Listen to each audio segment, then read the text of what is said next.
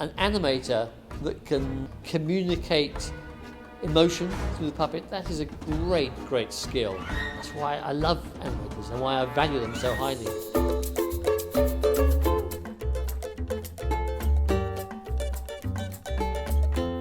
My name's Doug Calder. I'm one of the key animators on the pirate movie here at Aardman. And I see you've brought a friend.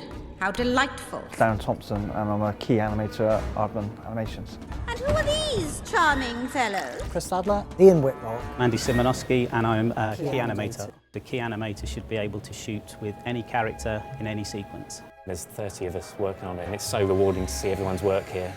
And we have animators meetings every couple of weeks, and we learn so much from each other. Every now and then you might see a shot and think, oh, how was that done? Prepare to be confounded. When it's jumping, you need to have some kind of device that holds the puppet in the air. Sorry. And welcome to the 59th Annual Pirate of the Year Awards. Quite complicated to work out, but we spent about a week or so before I did any shots just sort of working out rough moves and trying different things out, looking at Gene Kelly and other inspiration. And I mean, a lot of the time you can't plan that sort of thing, you just have to try and animate it and see what happens. I'm working here on the deck of the ship with the pirates, and someone else is working in Victorian London with scientists, and someone else is on a desert island with a monkey in a suit. Dan Ramsey, and I'm a key animator. Lee Wilton, one of the many animators. Darren Burgess, and I'm a level 1 animator. I think it's just under the key animators. Yes, whatever. Bulgarian animator. Yes. Our animators are a very mixed bunch. What they have in common is an instinct for acting and performance. That's the most important thing. You have to notice what you do or what other people do to analyse it, to what did they do there? Why did they look so sorrow? Oh, it's because of that. And you do question everything, and you look at people probably a little bit more, and that's why people give you strange looks when you're looking at them, probably a bit too much. Everyone always says that patience is required to be an animator. I think actually all the animators here, they're generally no more patient than anyone else, but they're all engaged with making something perform. So I think the key thing is to want really hard to act through a puppet. And a lot of people always say to me, oh, you must have so much patience. And I have. I guess I use it all up here, and I don't have any patience at home. That's what my wife tells me. When I spend a whole day doing such minute work, I can't take it anymore. I need to go fast. I need to go into the world and go, right now, on my bike, down the hill, fast, fast, fast.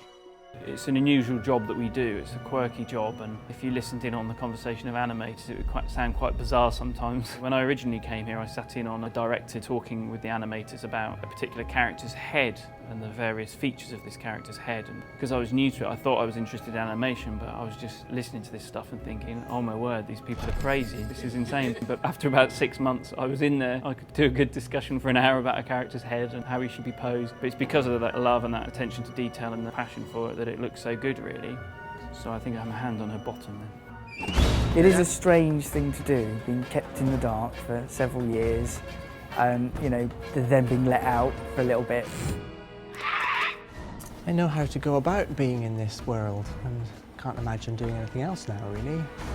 As long as they're behaving themselves and doing what they're told. Sometimes they have a life of their own, and they dictate where they want to go, and we're like, okay, I'll go this way with you. And sometimes we go, no, young fella, you're gonna come back here and you're gonna do what I want. It's really nice to have this relationship with a character. I say, you're not related in some way, are you? Pardon? Certain characters will look to us like other animators when we watch the film. No, nothing, no. I guess because we're so used to watching animation over and over again, and we do every week get together and watch each other's shots, we kind of build up a library of what certain people do. My wife, actually, she's always able to see which bits I've done. So she can watch the film and she'll say, did you do that bit? Because it looks like you. So there is something strange about that. Hopefully the general public will see one character on the screen, but when we watch the film, we'll maybe see 22 different, slightly different pirate captains. Sometimes you think, this is so difficult, I can't do this, but then you think, well, I can do it. And it's good to be challenged. And usually the shots that look easy are the hardest ones to do. All the little shots where there's a little look off screen or he's thinking, they're the ones that are so difficult to do. Pete is pushing us far more as animators on this project to deliver You know, there's a lot of really big emotional scenes in this that the character goes through, and from an acting point of view, they're just, you know, the acting's harder, therefore it pushes you more as an animator. Things which are difficult to do in stop frame, we have done. Things we've never done before, we have done. And I think people here within this studio have loved the extraordinary and sort of unreasonable challenges that they sometimes get. It's only impossible if you stop to think about it. I did a shot yesterday which was only 30 frames long. It took me all day, and it was really high energy and intense focus for the Queen staring at the captain swinging the swords. I was literally exhausted at the end of it because I was taking on that energy from her and keeping myself energized. The puppets are much more human proportion to what we're used to dealing with, much more physical, and we're able to kind of rely much more on slapstick and proper full body performance in a way that normally we're not able to do because the puppets don't allow it. You do end up going home aching and all sorts of things really, because you find you've been holding yourself in the same kind of positions for hours. Animating is not just about moving an object and grabbing a frame, it's actually about giving an object or a character real life and making it feel like it's living and breathing and thinking, and that sucks you in and you're just caught up with creating that life really. So from an outside perspective, yes, it does look a bit dull, but there's no other job that I've done where the time, I don't know where it's going, it's like there's not enough hours in the day really.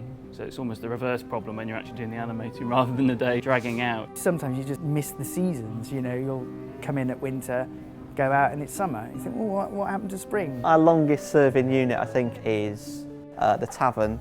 One of our animators, Chris Sadler, has been basically in the pub for 18 months. I'm quite cosy in here. It's quite nice, it's secure.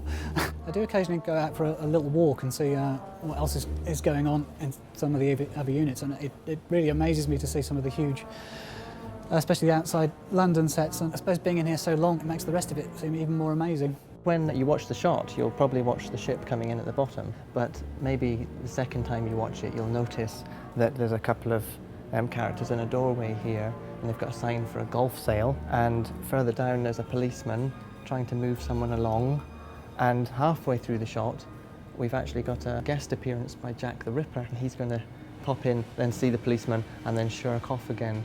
Okay. I'm going to see how that looks. It's strange when you look at your own work, you always think, oh, I could improve it there, but then you have other animators come up to you saying, that was a great shot, it was brilliant, and you think, was it really?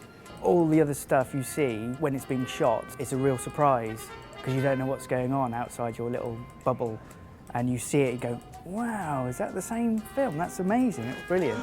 And then you look at yours and think, oh, mine's not very good. Most animators aren't happy with what they've just done. There's always room for improvement. They always see a little something, they think, oh, maybe if I'd have done it again, I would have changed that. I've only ever done 4 shots ever that I like. This is the one, lads! 9th time lucky! You have to be hard on your own work. You're always looking to improve, to make it better. I work through them. I have an idea, they make it reality. So they're so important to me. It's my favourite part of the whole process, is working with the animators. That's when I feel most alive. Really.